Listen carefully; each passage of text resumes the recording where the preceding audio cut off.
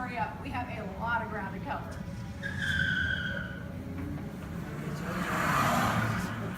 First stop, Genesee. Yeah. Elevation 7,648 feet. Look at that fantastic view of the mountains. Wouldn't you love to live up here? Apparently, so would a lot of other people.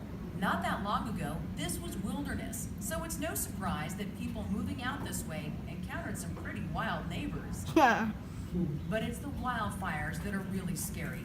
Living in the forest has its appeal, but there's no guarantee they won't burn like they did before we moved in.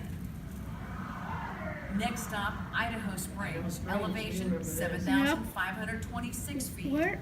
For hundreds of years, the ancestors of today's Utes collected food and hunted game in these mountains. They established trails that eventually became roads and even freeways like the one we're on now. There we are, Idaho Springs. See, Trish, and then Gold. That's what brought thousands of people into mountain towns like this in the 1850s and 60s.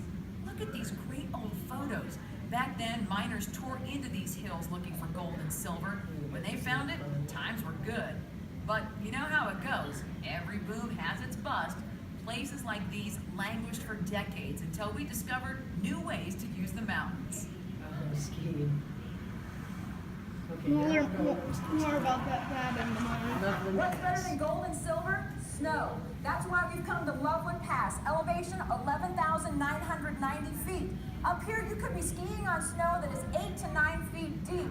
And when the season ends, all of that snow runs down and trickles into the cities and the thirsty farms below. For those of you who live in Colorado, that snow that you ski on, that's your main source of water. The problem these days, the snowpack is melting earlier and faster.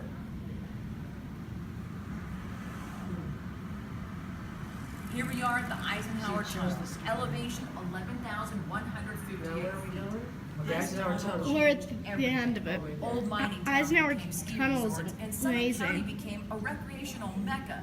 All because of this tunnel and the freeway that zooms through it.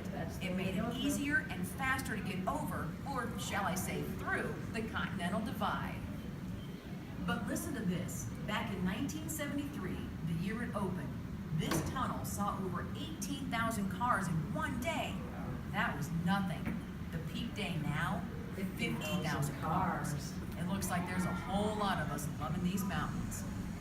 Next stop, Frisco. Elevation We love 9,075 that feet. place. It is so beautiful up here. We sometimes forget how lucky Frisco, we where are you to go? live so Frisco close is to the mountains. by the But you see those condo. big oak trees? Oh, it's by the A few condo. years You go to ago, Frisco. they were Yep. red, and not long before that, they Silver were beautiful Thorn is It's by hard to watch our forest change. Lake Silverthorne is Dillon. right here. Warmer, shorter by Lake winters have given the Lake Dillon Dillon. a terrible Yep. advantage. And that's bad for all of us. Those dense, shady forests protect the snowpack and keep it from melting too fast. Could dead trees in the mountains mean less water for Denver?